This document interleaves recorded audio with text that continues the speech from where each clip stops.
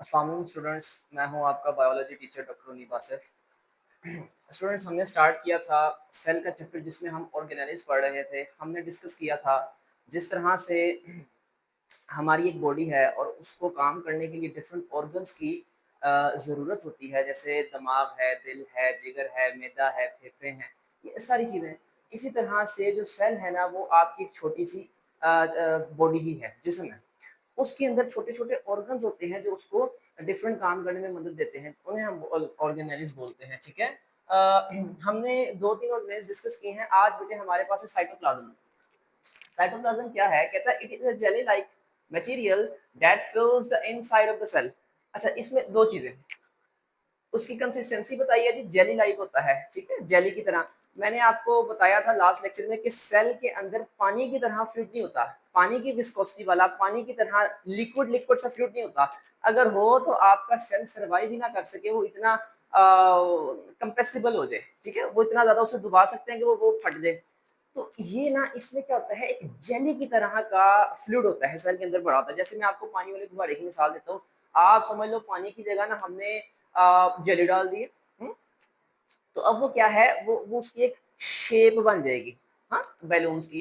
तो कहते हैं जेली लाइक मटेरियल होता है ये साइटोप्लाज्म। वो फ्लूइड की बात कर रहे हैं जो सेल के अंदर मौजूद होता है। फ्लूइड मतलब लिक्विड, माया। अच्छा, जेली लाइक कंसिस्टेंसी है इसकी। दूसरा क्या है, fills the inside of the cell. वही बात भाई, सेल के अंदर मौजूद होता है, फिल्स द इनसाइड, सेल के अंदर होना।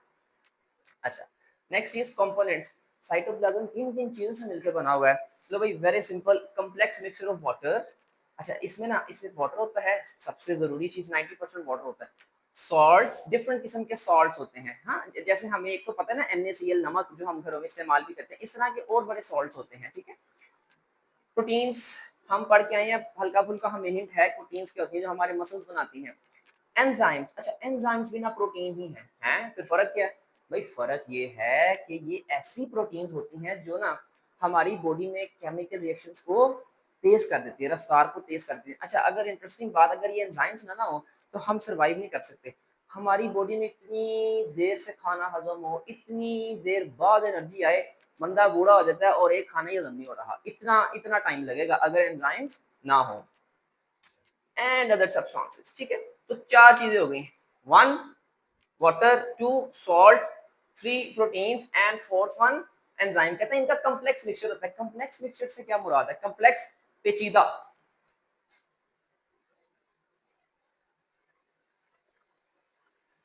पेचीदा। अच्छा, यानी कि ये एक बड़ा पेचीदा सा मिक्सचर होता है, ठीक है। मिक्सचर, दो या दो से ज्यादा चीजें जब मिलती हैं तो उसको हम मिक्सचर कहते हैं, एक रैंडम वे में। अच्छा, उसके बाद ना, ये 2 चीजें तो हो गई हमारी। उसके बाद आता है रोल्स। कहता है रोल्स मतलब साइटोप्लाज्म का काम क्या है भाई? 4 रोल्स उसने बताए हैं हमें। पहले 2 इधर हैं। Provides a medium for organelles to move and function. सबसे पहली बात भाई, ये ना ऑर्गेनेलिज का घर होता है। देखो सेल है, हाँ, सेल के अंदर क्या क्या ऑर्गेनेलिज सूखी सूखी पड़ी हुई है? नहीं नहीं नहीं, सेल सारे का सारा साइटोप्लाज्म में पड़ा हुआ है, हाँ। सेल एक पृथ्वी है, धरती है, हाँ, अर्थ है, और अर्थ में पानी ही पानी है, और पानी में जगह जगह खुशकी के हिस्से हैं जहां हम रहते हैं, ठीक है। तो इसी तरह से सेल है एक दुनिया, उसके अंदर सारा साइटोप्लाज्म ही साइटोप्लाज्म, और उसके अंदर जो खुशकी के कुछ जगह है ना, वो ऑर्गेनेलिज है, हाँ। तो ऑर्गेनेलिज का घर है कौन? साइटोप्लाज्म। अच्छा, और फिर ऑर्गेनेलिज ना बेटे, मैंने भी आपको कहा, अब जैसे मैं हिल रहा हूँ, ऑब्वियसली मेरे सेल भी हिल रहे हैं, सेल के अंदर मौजूद साइटोप्लाज्म भी हिल रहा है, ऐसे से डोल रहा है, तो ऑर्गेनेलिज भी ऐसे से हरकत कर रही होती हैं, और ये हरकत करना ज़रूरी होता है ऑर्गेनेलिज के फंक्शन के लिए। आगे हम फिर कभी पढ़ेंगे इस बारे में। एनीवेज, तो सबसे पहला फंक्शन तो साइटोप्लाज्म का ये है कि भाई ये घर घर है ऑर्गेनेलिज का, ठीक है, रहने की जगह देता है ऑर्गेनेलिज को। दूसरा function, helps in the transport of material throughout the cell. लो भाई देखो, ये ना आप कह लो कि एक ऑर्गेनेली है, उसको काम है वो दूसरे कॉन्टिनेंट में पड़ी हुई ऑर्गेनेलिज है, मतलब वो दूर पड़ी हुई ऑर्गेनेलिज से काम है। अच्छा, क्या होगा? वो सिग्नल भेजेगा। सिग्नल क्या? खत भेजेगा। खत नहीं भेजेगा, केमिकल की सूरत में सिग्नल जाएगा। अब केमिकल किस में तैरते हुए जाएंगे? साइटोप्लाज्म में, ठीक है। ये मैं आपको एक एनालॉजी दे रहा हूँ, ऐसा होता है लेकिन इतना नहीं होता जैसे मैं बता रहा हूँ। एनीवेज, तो जो केमिकल्स हैं वो तैरते तैरते साइटोप्लाज्म से होते होते दूसरी ऑर्गेनेली तक जाएंगे और कहेंगे हाँ भाई वो तुझे तेरे बारे में ये कह रहा है। तो ट्रांसपोर्ट का काम करते हैं, ठीक है, थ्रू आउट द सेल, पूरे सेल में। थ्रू आउट का मतलब होता है पूरे। अच्छा, उसके बाद बेटा हम तीसरे फंक्शन की तरफ बढ़ते हैं साइटोप्लाज्म के। वो है acts as a site for various metabolic reactions. इतनी मुश्किल वर्डिंग भाई। ये ना साइटोप्लाज्म जगह जगह बनता है। किस चीज की जगह बनता है? एक्ट्स एज अ साइट का मतलब है जगह बनना, जगह बनना। हाँ, किस चीज की जगह? फॉर वेरियस, वेरियस कई, बहुत ज्यादा metabolic reaction. Sir metabolic reactions क्या है? आप सिंपल इनको रिएक्शन समझो। ये मेटाबॉलिज्म ना हम आगे पढ़ेंगे, अभी आप समझो मेटाबॉलिक रिएक्शंस का मतलब है सिंपल रिएक्शंस। आपको पता है ना, हाइड्रोजन ऑक्सीजन मिलते हैं, वाटर बन जाता है, राइट? वो एक रिएक्शन है। इसी तरह से बॉडी में बहुत ज्यादा रिएक्शंस होने हैं। अभी जैसे मैं बता रहा था खाना हजम होना है, तो बहुत ज्यादा, सॉरी, बहुत ज्यादा रिएक्शंस होते हैं आपकी बॉडी में। फिर जाके आपका खाना हजम होता है और आपको एनर्जी मिलती है। तो कहता है कि जो साइटोप्लाज्म है ना, वो जगह बनता है कि उसमें कई किस्म के रिएक्शंस हो सके। याद रखिए बात बेटा, रिएक्शंस ना हमेशा बॉडी में पानी की मौजूदगी में होते हैं, यानी कि पानी पानी होना चाहिए रिएक्शंस में। देखो ना, मेरे पास है फर्ज कर लो कोई एक सॉलिड है, लाइक लाइक लाइक हम मिसाल ले लेते हैं, NaCl है, ठीक है, सॉलिड सॉलिड सॉल्ट। अब मैंने ना उसको HCl से रिएक्शन करवाना है। HCl लिक्विड फॉर्म में है, NaCl सॉलिड फॉर्म में। अभी इधर दूर दूर पड़े हैं भाई, ये करीब कैसे जाएंगे? इनके पैर तो लगे नहीं हुए। मैं क्या करूंगा, मैं इनको पानी में डाल दूंगा। आपको पता है पानी में खुद ब खुद मिक्सिंग हो जाएगी। तो जितने भी आपकी बॉडी में रिएक्शन होते हैं ना, उनको पानी चाहिए होता है, और साइटोप्लाज्म पानी पानी की तरह होता है, फ्लूइड लाइक मटेरियल। तो इसलिए वो क्या करता है, वो मदद करता है कि केमिकल रिएक्शंस हो सके। भाई कौन कौन से रिएक्शंस हो सकते हैं? उसने एक मिसाल दिया, हम भी उधर तक ही रहते हैं। उसने क्या, जैसे एग्जांपल ले लो, ग्लाइकोलाइसिस। ग्लाइकोलाइसिस हमने क्या पढ़ा था? ग्लाइको किसे बोलते हैं बायो की जुबान में? ग्लाइको कार्बोहाइड्रेट को। इधर इधर इसे मुराद है ग्लूकोज। सर ये ग्लूकोज क्या चीज है बेटा? कार्बोहाइड्रेट की एक किस्म है ग्लूकोज, इतना याद रखो। लाइसिस टूटना, ब्रेक डाउन, ब्रेक डाउन। तो ग्लाइकोलाइसिस ऐसा रिएक्शन जिसमें ग्लूकोज टूटता है। सर क्यों तोड़ते हैं? वही फूड हम खाते हैं ना, खाना, उसमें से हम लेते हैं ग्लूकोज। अच्छा, और ग्लूकोज हमारा बॉडी फिर तोड़ता है, उसमें से एनर्जी निकालता है। हम खाना भी खाते हैं, एनर्जी आए। मैंने 1000 बार आपको बताया, खाना खाते हो, सांस के जरिए ऑक्सीजन अंदर करते हो, ऑक्सीजन का और खाने का अच्छा मुकाबला होता है और बदले में आपको एनर्जी मिलती है। ये वही रिएक्शन है ग्लाइकोलाइसिस। खाना टूटता है और एनर्जी बनती है। अच्छा, चौथा फंक्शन साइटोप्लाज्म का, भाई stores food and waste of the cell. ये ना थोड़ी देर के लिए जो खाना एक्स्ट्रा आया था ना, अब एक बंदे ने दब के खाना खाया है, एक्स्ट्रा खाना कहाँ जाएगा? वो साइटोप्लाज्म में स्टोर हो जाएगा। सेल कहेगा यार तू भी अपने पास है, कभी मेरे पास गुंजाइश नहीं है इसको हजम करने की, ठीक है, तो एक्स्ट्रा खाना को खाने को स्टोर कर लेता है। अब ज्यादा खाना आएगा तो ऑब्वियसली उससे वेस्ट भी ज्यादा बनेगी, तो सेल में उसके साइटोप्लाज्म में वेस्ट भी स्टोर हो जाती होती है, ठीक है। तो ये स्टोरेज का काम भी करता है। तो बेटा देखो, बहुत आसान 4 रोल्स हमने पढ़े। हमने पढ़ा कि ये घर है ऑर्गेनेलिस का, ठीक है। फिर उसके बाद पढ़ा कि ये ट्रांसपोर्ट का काम करता है, चीजों को इधर से उधर पहुंचाने में मदद करता है। फिर उसके बाद हमने पढ़ा कि इसमें कई किस्म के केमिकल रिएक्शंस होते हैं। And last one is this acts as a storage site या स्टोरेज ऑर्गेनेली। साइटोप्लाज्म ट्रू वे में ऑर्गेनेली नहीं है, लेकिन हम इसको ऑर्गेनेली के टॉपिक में ही पढ़ते हैं। खैर, आगे हमारे पास एक बॉक्स में उसने इंफॉर्मेशन लिखी है साइटोसोल की। साइटोप्लाज्म के ना 2 हिस्से होते हैं, उनमें से एक हिस्से का इसने नाम लिया साइटोसोल, दूसरा क्या होता है? गोली मारो। साइटोसोल कहता है ये ना साइटोप्लाज्म का लिक्विड पार्ट होता है, लिक्विड पार्ट। साइटोसोल साइटोप्लाज्म का लिक्विड वाला हिस्सा होता है। सर ये क्या कह रहे हैं बेटा? होता पता क्या है, साइटोप्लाज्म में ना असल में एक हिस्सा होता है बड़ा लिक्विड लिक्विड सा, बड़ा पतला पतला समझ लो, और एक हिस्सा होता है मोटा, ठीक है। तो ये पतले हिस्से की बात की जा रही है। साइटोसोल पतला हिस्सा है साइटोप्लाज्म का, ठीक है। एक होता है ना पतला लिक्विड, गाढ़ा लिक्विड होता है जैसे शहद है, और एक पतला लिक्विड होता है जैसे पानी है। तो साइटोप्लाज्म में ना दोनों किस्म के लिक्विड्स होते हैं, पतला भी और गाढ़ा भी। तो ये वाला ना पतला होता है, तो कहते हैं उसे हम बोलते हैं लिक्विड पार्ट, लिक्विड पार्ट, ठीक है। तो सर जो गाढ़ा होता है क्या कहते हैं? Gel like part, gel gel jelly से निकला है, सख्त पार्ट, मोटा पार्ट। एनीवेज, तो कहते हैं ये ना साइटोप्लाज्म का लिक्विड पार्ट होता है, जिसमें क्या होते हैं? जिसमें होते हैं मॉलिक्यूल्स एंड स्मॉल पार्टिकल्स। अच्छा, स्मॉल पार्टिकल्स की मिसाल उसने राइबोसोम दी है। सर ये राइबोसोम पार्टिकल है? नहीं, ये ऑर्गेनेली है, लेकिन सेल में मौजूद बहुत सबसे छोटी ऑर्गेनेली है राइबोसोम, तो हम इसको ना पार्टिकल कह देते होते हैं।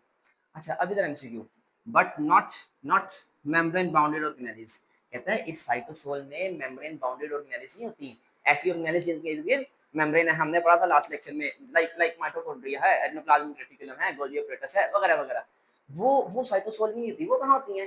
Thick part. मैंने कहा ना साइटोप्लाज्म का एक थिक पार्ट होता है जेली लाइक, वो उसमें होती है।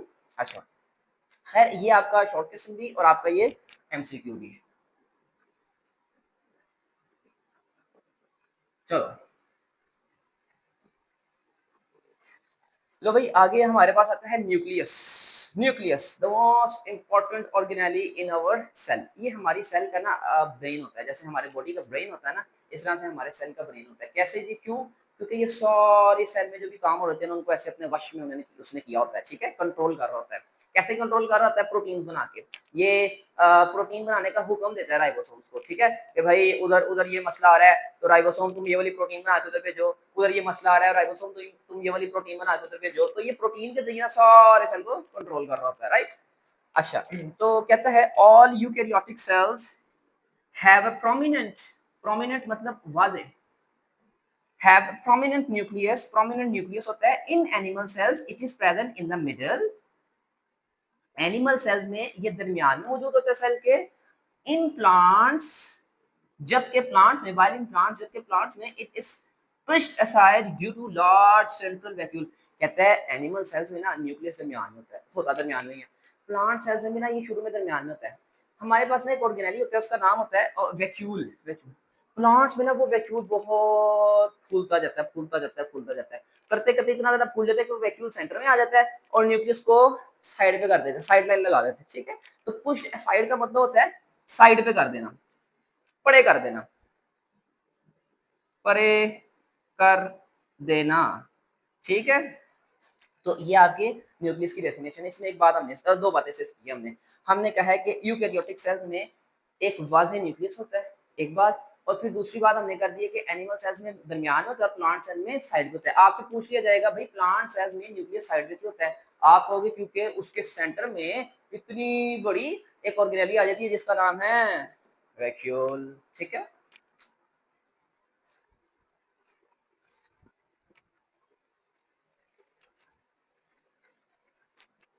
लो भाई आगे हम चलते हैं। न्यूक्लियस के कंपोनेंट्स, ठीक है, अज्जा जिनसे न्यूक्लियस मिलके बना है। सबसे पहला है न्यूक्लियर एनवेलप। न्यूक्लियर एनवेलप मैंने आपको कहा था ऑर्गेनेलीज होती हैं दो किस्म की। एक वो जिनमें जिनमें डबल मेम्ब्रेन नहीं होती, जैसे राइबोसोम है।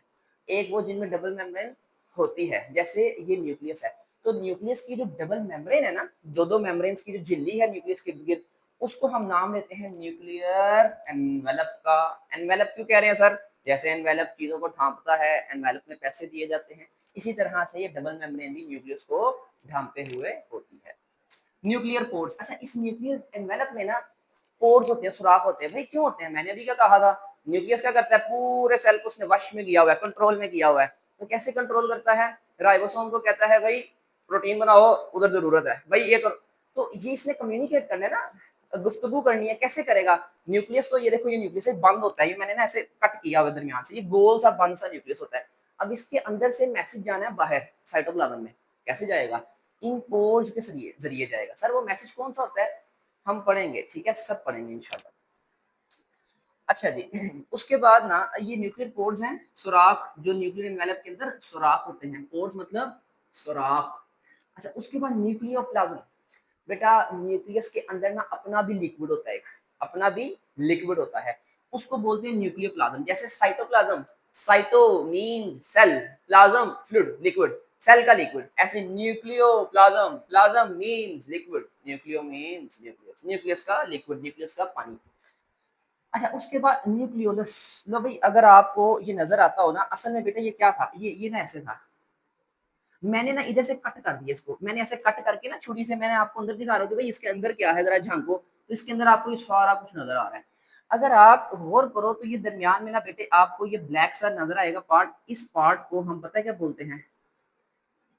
न्यूक्लियोलस, न्यूक्लियोलस बोलते हैं। ठीक है, न्यूक्लियस के अंदर एक डेंस, गहरा, गाढ़ा रंग का न्यूक्लियोलस होता है। ठीक है, और उसकी जमा है न्यूक्लियोलाई। जमा न्यूक्लियोलाई, सिंगल होगा तो न्यूक्लियोलस। इसका काम क्या है, इधर राइबोसोम्स बनते हैं। वेरी इंपॉर्टेंट एमसीक्यू, ठीक है। मैं इधर लिखता हूं, काम क्या इसका, असेंबली ऑफ राइबोसोम्स। ये ना बहुत इंपॉर्टेंट एमसीक्यू है बेटे, बहुत इंपॉर्टेंट। भाई ऑनलाइन लेक्चर्स का एक फायदा ये होता है कि आप जब थोड़ा थक गए हो पॉज कर दो, हाँ, आप आपको कोई काम है आप पॉज कर दो। लेकिन एक फायदा जिससे आप और भी फायदा ले सकते हो, फुली फोकस होके बेटा आप सुनो। क्लास में आपने मस्ती भी करनी होती है, साथ वाले से चोनियां भी करनी होती हैं। सर ने आज ये किया, वो देखो क्या पहन के आए हैं, काली वाली शर्ट पहन आए हैं, ये चीजें। लेकिन लेकिन इधर आपको फायदा कि आपको डिस्टर्ब करने वाला कोई नहीं, आप पूरी तवज्जो से सुने, ठीक है। तो इसको पूरी तवज्जो से लेक्चर्स को सुना करो। कम से कम बेटा अच्छा बंदा वही होता है, अच्छा इंसान वही होता है जो वो काम करे ना बंदे के पुत्रों की तरह करे, पता चले कि यार एक बंदे के पुत्र ने काम किया है। तो आपने जब पढ़ना है ना, मस्ती करो, हर चीज करो, लेकिन जब पढ़ना है ना तो पढ़ो ऐसे कि जान वाला पढ़ो, पता चले कि यार किसी ने पढ़ा है, उससे कोई सवाल किया है, कल को उसको कोई छोटा बहन भाई, कोई कजन, कोई बच्चों को पढ़ाना है, पता चले कि यार इसने किसी जमाने में बड़ा अच्छा पढ़ा था। एनीवेज, तो न्यूक्लियोलस राइबोसोम्स बनाते हैं। तो राइबोसोम्स कहाँ बन रही हैं, न्यूक्लियोलस में। प्रोटीन्स कहाँ बन रही हैं, राइबोसोम्स में, ठीक है। तो ये ना एमसीक्यू जाता है, आगे हम राइबोसोम भी पढ़ेंगे और डिटेल से। एनीवेज अभी आप ये याद रखो। उसके बाद बेटा क्रोमेटिन। अच्छा क्रोमेटिन क्या है, ये देखो, ये आपको धागे धागे नजर आ रहे हैं रेड कलर के, दिस इज क्रोमेटिन। क्रोमेटिन, तो डेफिनेशन क्या बनेगी, थ्रेड लाइक मटेरियल, धागे की तरह का मादा, हाँ, धागे की तरह का धागा, धागे की तरह का मादा इन द न्यूक्लियोप्लाज्म। ये ना सारा लिक्विड ही लिक्विड अंदर, अभी मैंने आपको बताया है। उसके अंदर कहते हैं ये धागे धागे पड़े हुए ना, इन्हें हम बोलते हैं क्रोमेटिन, ठीक। अच्छा किससे मिलके बना होता है, वेरी इंपॉर्टेंट भाई, ये ना ये डीएनए और प्रोटीन से मिलके बना होता है क्रोमेटिन, याद रखना है, एमसीक्यू है ये भी। क्रोमेटिन इज मेड ऑफ और composed of DNA and protein, ठीक है। उसके बाद आपके पास आता है क्रोमोसोम। अच्छा पहले देख लेते हैं, कहते हैं ड्यूरिंग सेल डिवीजन के दौरान क्रोमेटिन कंडेंसेस, क्रोमेटिन ना इकट्ठा होता है, इकट्ठा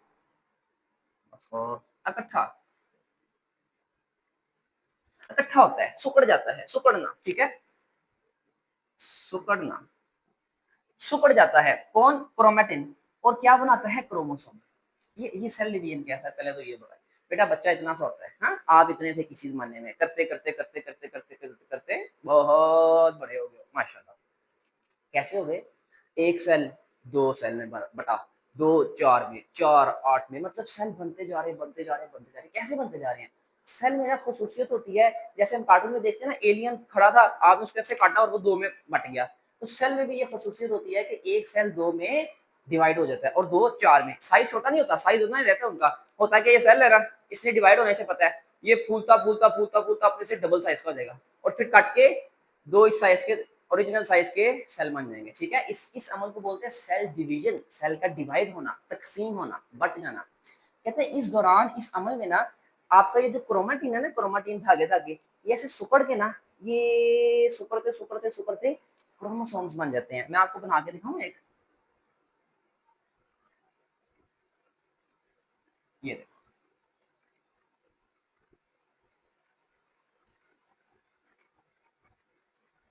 सर, ये क्या गंद मार दिया आपने बेटे, ये क्रोमोसोम है, ये धागे नजर आ रहे हैं अंदर, ये धागे सारे देखो कितने गुंजल पड़ गए इनको, कितने क्लोज क्लोज हो गए हैं, ये क्रोमोसोम। ये भी अल्लाह की शान है कि क्रोमेटिन से क्रोमोसोम बनता है, क्रोमोसोम से दोबारा क्रोमेटिन बनता है, और आज तक मजाल है कभी किसी धागे में गुंजल पड़ जाए, एक्चुअल गुंजल पड़ जाए, मतलब एक्चुअली वो गिट मिट कर जाए और वो गिरा लग जाए और वो खुले ही ना, ऐसा नहीं होता। अगर हो तो हमारा सेल वो तबाह हो जाए। एनीवेज, तो आगे बेटे रोल ऑफ डीएनए पढ़ते हैं, लास्ट चीज है हमारे पास। कहते हैं आपने कहा था क्रोमेटिन या क्रोमोसोम डीएनए और प्रोटीन से मिलकर बना होता है, तो ये डीएनए का काम क्या है, कहता है डीएनए ना, डीएनए में बेटा हिस्सा होता है, उसे बोलते हैं जीन्स। मैंने आपको बताया था फर्स्ट लेक्चर, 9th क्लास के फर्स्ट या सेकंड लेक्चर में, अगर ये डीएनए है ना, डीएनए, तो इसके इसके ना छोटे छोटे हिस्से होते हैं, इधर से लेकर इधर तक, इधर से लेकर इधर तक, इधर से लेकर इधर तक, ये जीन होते हैं, gene number 1, gene number 2, gene number 3। Sir gene का काम क्या होता है, असल में जीन में इंफॉर्मेशन होती है, जीन का टुकड़ा ना कॉपी होके राइबोसोम के पास जाता है और कहता है अब ये वाली प्रोटीन बनाओ। फर्ज करो ये जीवन जो प्रोटीन है ना, जीन है ना, ये इसमें इंफॉर्मेशन है बालों की प्रोटीन बनाने की, केराटिन। हाँ, अच्छा G2 जीन है, इसमें इंफॉर्मेशन है हड्डियों की प्रोटीन बनाने की, ठीक है, कोलेजन। तो इस तरह से ना डिफरेंट जीन्स में डिफरेंट इंफॉर्मेशन होती है डिफरेंट प्रोटीन्स की, ठीक है। तो कहते हैं कंटेन्स जीन्स, डीएनए में जीन्स होते हैं which controls all the activities of the cell, जो सेल की तमाम सेल के तमाम कामों को कंट्रोल करता है। जीन कैसे, मैंने भी बताया था। न्यूक्लियस कहता है राइबोसोम को भाई फलानी प्रोटीन बनाओ, वो जरूरत है, फलानी फलानी प्रोटीन बनाओ, वो जरूरत है। तो वो असल में कौन बनवा रहा है? क्रोमाटिन, न्यूक्लियस के अंदर पड़ा हुआ क्रोमाटिन, क्रोमाटिन के अंदर पड़ा हुआ डीएनए, और डीएनए के अंदर पड़ा हुआ जीन। बड़ा लंबा सिलसिला है ये, ठीक है। अच्छा दूसरा काम बेटे, ये पहला था, दूसरा काम डीएनए का रिस्पॉन्सिबल, ये जिम्मेदार होता है, जिम्मेदार, उर्दू मीनिंग लिखा करो बुक पे, जिम्मेदार होता है for the transmission of characteristics to the next generation, कि अगली नस्ल को, नेक्स्ट जनरेशन, अगली अगली नस्ल को खसूसियात खसूसियात मुंतकिल पहुंचा सके, मुंतकिल कर सके, मुंतकिल मुंतकिल कर सके, ठीक है।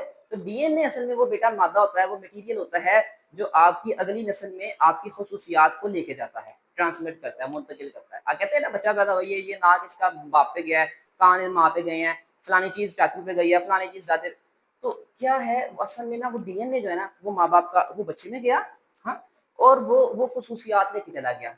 डीएनए में इंसान की पूरी बॉडी की खसूसियात इंफॉर्मेशन मौजूद होती है। तो जब वो बच्चों में जाती है तो कुछ ना कुछ खसूसियात हमारी वाली हमारे बच्चों में आ जाती है, ठीक है। इसीलिए डीएनए को हम बोलते हैं hereditary material. Very important MCQ, hereditary material, ठीक है। तो खैर ये आपके पास न्यूक्लियर एनवेलप हो गई, न्यूक्लियर एनवेलप, बाहर वाला कवर, डबल मेम्ब्रेन कवर। ये न्यूक्लियर पोर्स हो गए, न्यूक्लियर पोर्स, ठीक है। तो ये अगर आप ये लिक्विड जो है ना इधर, ये न्यूक्लियर प्लाज्मा हो गया आपका, न्यूक्लियर प्लाज्मा। तो बेटा इधर तक आपका मंडे को या इंशाल्लाह ट्यूसडे को टेस्ट होगा, आपकी प्रोटीन मैसेज आ जाएंगे। Thank you, Allah Hafiz.